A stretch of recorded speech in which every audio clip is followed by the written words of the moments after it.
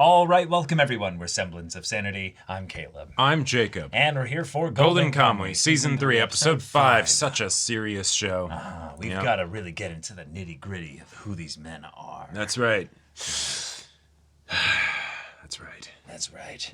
Given that, we're in the cold snow, though, that doesn't mean there's going to be much displaying of manliness. You say that, but we do have an aphrodisiac just waiting out there. Chekhov's aphrodisiac. That's true. And, we know that and we know that bullshit of like, forget those. Yeah, it only makes the opposite sex attracted to you bullshit. No. This is Golden fucking Kamuy. Oh, yeah. No. I mean, at the very least, they have to, strip down so that they can properly, take advantage of the musk, right? That way they can strut around and, I don't know.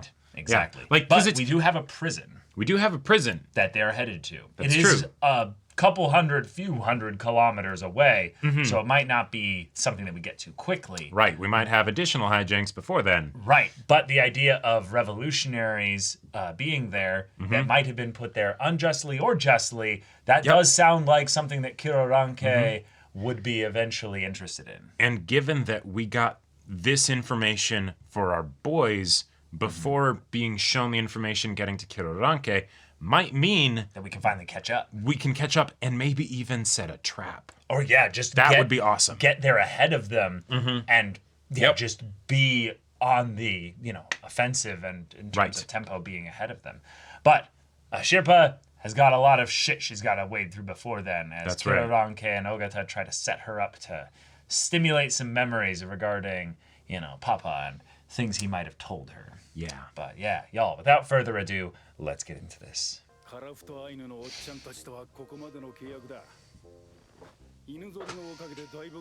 Oh. Okay. Cool.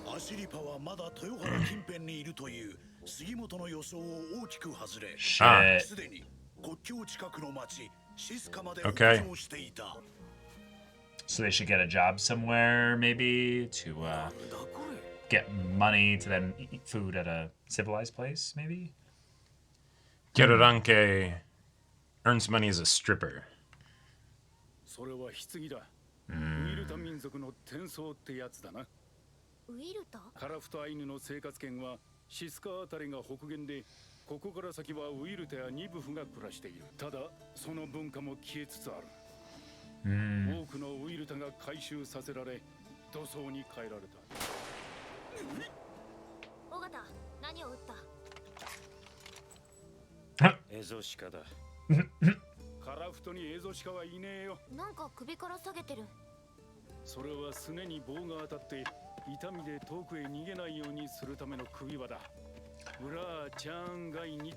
Oh, that characters are interesting.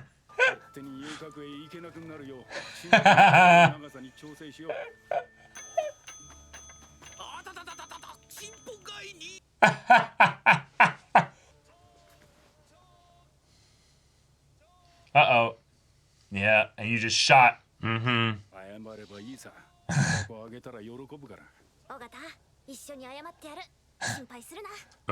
being sincere. Yeah, exactly. Showing, kindness and emotion. Right. I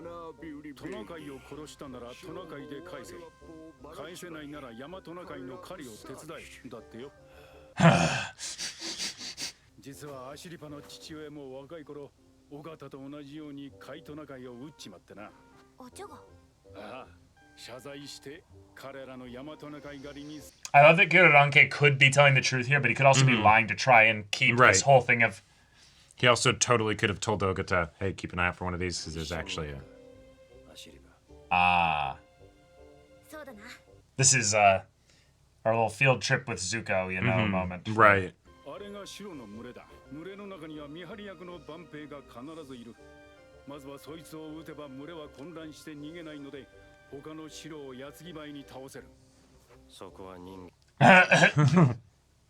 Yep. Aww. Aww. 大和中海狩りのおとりに使うバケトナカイ。あてが話してくれたのを今思い出した。Nice. Some Classic. things don't Yep. change. Okay. バケトナカイ作戦右端のが見張り役だと言ってる大和ナカイは警戒心が強くて銃でも狩るのが難しい俺が撃つから邪魔すんなと伝えろ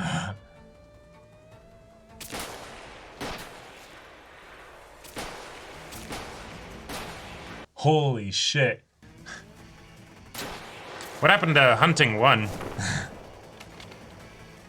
ベルダン M1870 か He's like, I like this gun. Yeah. Damn. Wow. All instant one kill headshots. One shot, one kill, yeah. Yeah. True. 大和ナカイはカイトナカイよりなぜか肉がうまいんだそうだ Oh. 奥さん何してんの Ooh. カイトナカイの父をかき回してアリを作っている That's Okay. slow. 牛でいうとこのバターってやつか ひんなひんな Hina hina. 贈り物があるチシポアイヌの針入れだあやー来たごち赤ん坊が死んでも泣かなかった女性が針をなくして泣いたという話があるくらいなんだ Wow.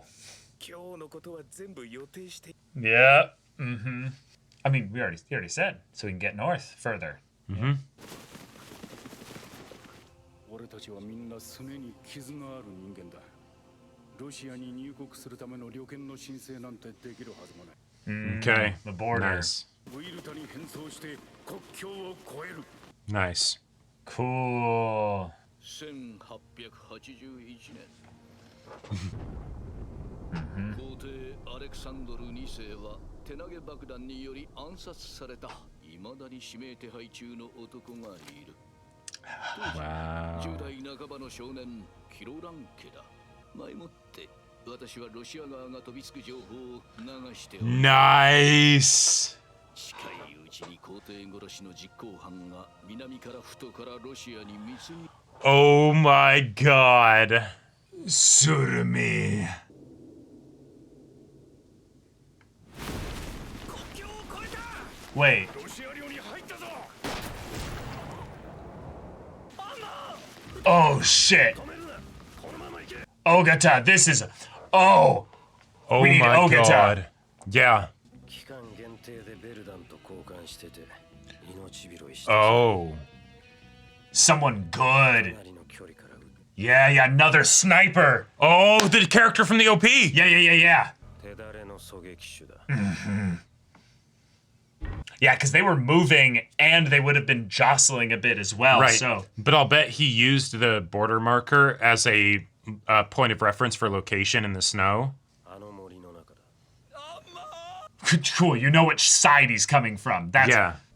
トチナーにストレレアリあとクーダ折れたバゼムーとヤポン Damn. Oh, Good. shit. That was what gave him away. Yeah. 木の陰からモシンナガンの重心が少し見えた Okay. 国境守備隊だろう白石それを進ませろあっちの森に身を隠すんだおいで Yeah, that's actually そもそも国境審判だとしてもいきなりカラフトの国境守備隊に襲 Yeah. われたなんて聞いたこともない Oh, he's He knows figuring it why. out. Yep. Is he gonna give himself up? Oh shit. Oh, with the way he walks, he can tell. The fact that he didn't grab the gun. That gave time for Ogata. Yep.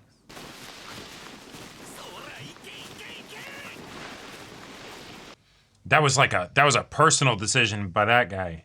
骨まで見えてるけど頭は貫通してない大きな帽子のおかげで狙いがそれた No way.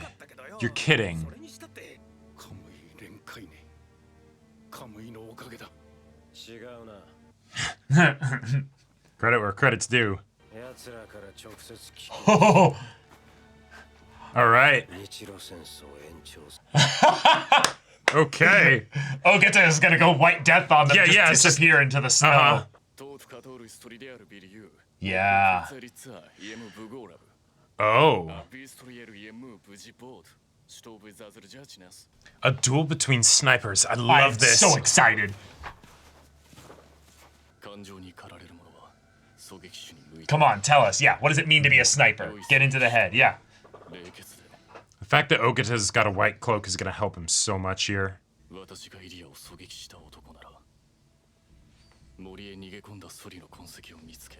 Yeah.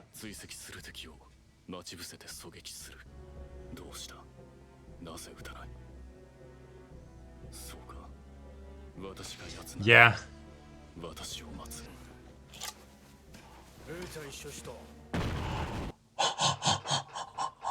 Holy shit. Okay.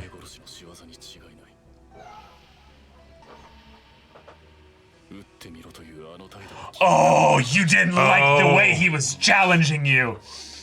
Oh. Nice. Yeah, almost like he was baiting him for Ogata. Yeah. Yeah, I love this. Holy shit. This is fascinating.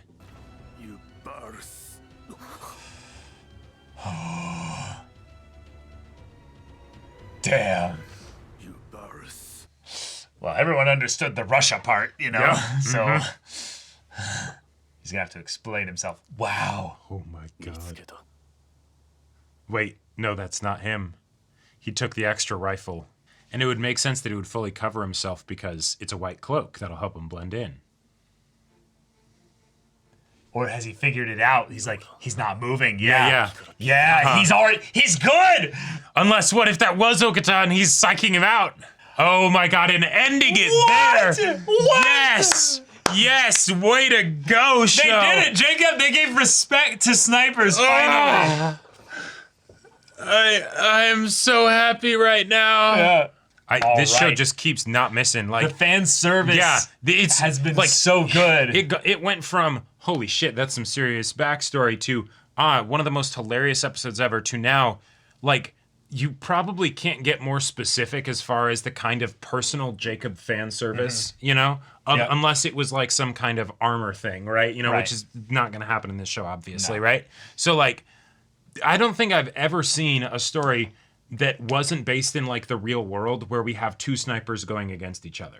Like, I mean, I guess this is based in the real world, is based but in like, the real world. but like it's you know, like very, very extra fictional characters. absolutely, You know? yes. So I just, wow. But yeah, the way in which we also set up the sequence by which Ogata wouldn't be the first person to get shot here is brilliant. Yep. It was pure dumb luck. Right. Because Ogata has a special type of Japanese rifle that doesn't use bolt action stuff. It has 3-shot cartridges that fire 1, 2, 3 before it needs to basically slot reloaded. the next one in. Fantastic gun for, you know, quick rapid fire stuff there. But he's like, okay, go, I used all my bullets. Give me your gun. And he's like, Switches oh, and he's bolt like, action. oh yeah, no, this is a good one. Yeah. Yeah. And then they just keep it, and the way that they get the confirmation of, yeah, no, those aren't just I knew, like, you know, crossing or whatever. That's a modern Japanese rifle. That's sus, you know. Yep. So and so they just shoot the person holding that rifle. Simple as that. Simple as that. Like, wow. Yeah, that's incredible. That is so satisfying. And then the way we also still got a cultural episode as we focused on the tribe of Ainu. Yeah, for the It's split off specific here. way that they navigate that in order to make sure that they can get people to smuggle them in. Yep. Awesome. Yep. Yeah. And of course the whole thing was planned. Yeah, of course. Yeah. Kiroranke has a goal. He knows what's going on here. Yep. This is not unfamiliar territory to him. If anything, I liked the idea that he could not have planned for the Surumi backstab of, oh yeah, your identity, I leaked it, and that you'd be crossing the border sometime soon. From here to here. From here to here. So, yeah. No, Whoops. you're going to stick out like a sore thumb. Whoopsie. And then these bored border guards are just going to be sitting there like, yeah, we've been twiddling our thumbs and doing nothing. Right. Oh, people trying to cross? Oh, yeah. We'll just wait for any kind of convoy or group of multiple people. Oh, yep. That about looks like it. We've got someone with a very special Japanese gun. Oh, yeah. Shoot him. Yep. On site. And the idea that on top of that, the reason why this sniper would even be here specifically, not just that the people that were here would be lying in ambush, but that like when they hear this, they probably were like, oh yeah, make sure there's good people there to watch it and stuff. So yeah, here's this guy here, and now we have somebody that can actually go up against Ogata, and a situation where Ogata can really be the person that is dictating the conflict, because it's still a sniper thing, right? You can't really have him be the one driving the conflict in a situation with main characters, because he'll be killing them, right? Even in a situation like this where he specifically shoots the dude in the stomach to slow them down so they can get away, that's just a tactical choice, right? It's so I love it. I love it so much because there's multiple things that they're making as character decisions to explain why the conflict wasn't over the second the first sniper fired, or the second Ogata fired. Right. Because both of them acknowledged something about each other. Russian sniper ended up not shooting Kiranke, and he doesn't fully understand why. I love this because conflict, internal decision-making stuff. Yep. He was like, well, we're hunting this revolutionary. He might think on some level, I don't want to just kill someone like that. I'd rather like get to see them, I'd like to, maybe, possibly. But then also he, ends up shooting somebody, and he sees this other guy walk like boldly very to his clearly, death, basically. Yeah, boldly to his death, but then also the clearly not doing anything violent, just going to the wounded. Didn't pick up the gun. Yeah, didn't pick up the gun, just got the wounded person. It's like, okay, yeah. I respect that. But also, there's something else. I love that idea that he's like, no, there was something else that also I didn't like. Yeah. The way he was almost like, yeah, do it. You'll shoot me. And he's like, no, I'm a sniper. I decide when you die. Right. Like, just the idea that he said that so cold. That was such an Ogata line. Oh yeah. Like and the point that Ogata made of like, or no, I think, or it might have been him. I'm getting them mixed up because they're both so dedicated to their craft. But good snipers, they're so cautious it borders on cowardice. That was Ogata who said that. Yeah. It's like because you're dictating everything about the engagement. So why would you do anything when it's in with risk? Risk, right? That sounds dumb. Like no, your whole mindset would change because you'd be staring into people's eyes basically as you kill them, and you'd be pressing your button effectively, and there'd be that sound delay as you see them drop, and then as the gunshot goes off right by your ear,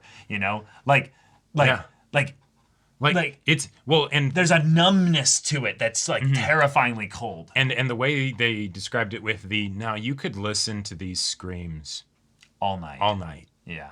Like that's wow. Yeah. Holy shit. Like that's the Japan-Russo War round 2. Let's go. Right. Like thinking about the situation of like, oh, the White Death. We're out here in the snow, snipers, counter snipers, all that stuff. It's like, what would it take for somebody to get to the point where even if it was over the course of months, to get the kind of kills where it's in the many hundreds, right? Like is that if you're talking over the course of, months and days and all that stuff, are you doing just like one every 3 hours? Right? Like I think it's just move to a fully different area. I think there's like 3 things that probably like come to mind immediately. You'd have a good, safe, secure, high place that you could just stay at. So you don't have to worry about getting mortar shelled and just instantly getting killed. They did try that, by the way. They did try that to the White Death. It didn't work. They sent planes to and bombed the forest. It didn't work. Yeah. Well, actually, no, it did work. That's how he got fucked up a bit and wounded. But he still lived. Yeah. I lived. Right. Did they kill me? Yes, but I lived. Yeah. And he only recovered after the war was over. Then I think the second thing is that you're fighting up against such a large force that you have no shortage of targets. Right. Yeah. So and then you also have a support structure of other people that are taking care of things like your food, your general, general protection. And also, like, let's be real. If it's a thing where maybe there's like more than just you, maybe those are the easier targets that end up getting taken out and, you know, don't go as far as you do, but because you're the one that was the most cautious, the most whatever, right? You know, that you make it, you know. Yeah. And if you're in a situation like that where there's like, say, 1,000 dudes in an area, and they're just like, no, we're stuck here because there's some much smaller number of people that are just out there somewhere. Yeah. And if we go out in the open, we're getting shot. I think this is the other thing, is that snipers of that number as well, especially if you keep it into the realm of like 1 or 2 engagements or, you know, tours, if you will, or wars, you know, to use a very disturbing word for that. The idea that you would probably need to be at a time where aerial warfare wasn't ever a threat to you, really. Right. Because as you transition nowadays into the that modern wouldn't work. day, It's just, infrared drone strike, you know. Well, right. The idea of snipers is basically less and less. It's a lost art.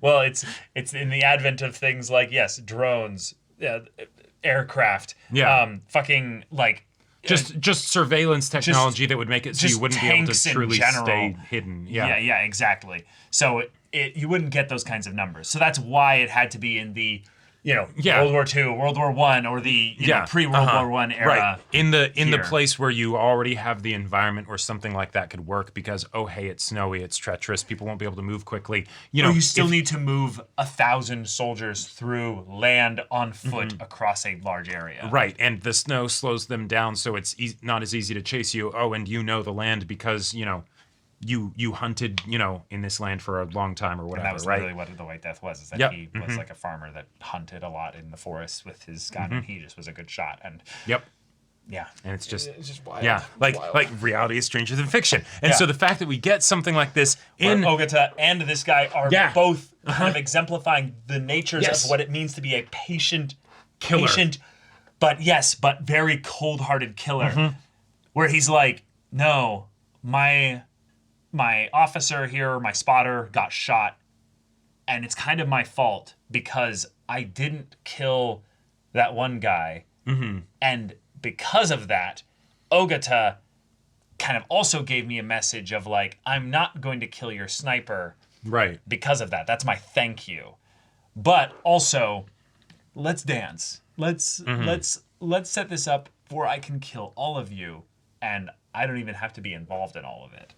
Because the idea that he knew that they would meet out in the forest separated also this guy so that Kiraranke could then go meet up with them and get him. Yeah. And now this then they Russian could get sniper the is basically information. already lost, and he's going to either end up getting picked up by them. I would love for him to get Nakamud. Get into the crew Nakamud here. would be fantastic, or just he gets away. You know, it's the he does enough stuff, and then he realizes, yeah, you know what? Yeah, this isn't worth it. Yeah, this isn't worth it. Disengage, disappear. You know, I would love for him to just never fire at this spot here, and it's basically just a setup where he's absolutely there, but he put like sticks that would make it prop up above look there, like he's not there, but he's actually like 2 feet below it.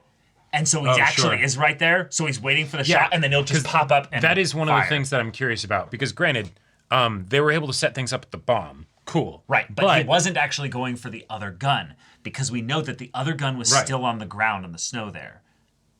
The old man had it. No, right, but it's not like there were only 2 rifles in the whole group of them. There were only 2 rifles. Like that was the thing. Kiraranke didn't have a gun? Kiraranke didn't have a gun as far as I remember. Let me check here when they're doing their hunting. No, I think it's just the old guy. When they're doing the hunting here, Kiraranke is never shown with a gun. Yeah, it's just the old guy and Ogata. So maybe he's using the fact that he doesn't know that we only have the one gun right now to like be a point of leverage, where it's the, hey, theoretically I could be out here, you know, and you know, snipe you once you do that. But yeah, he could also be just circling around the long hall with a blade, you know? Well, but that's the thing that I'm curious about, is because Ogata gave up probably the best thing that he had besides the gun, which is the white cloak. I think that's possible, but I think having that both, in an area of snow, that's going to be so helpful. Yeah, but I think Ogata learned enough about this sniper by the way that they opened fire without hesitation. They got an instant kill shot. They killed both the reindeer. They didn't kill Kiroranke. That he's like, I can theoretically just be beaten by this guy. This guy might be too good for me, so I'm not going to risk it.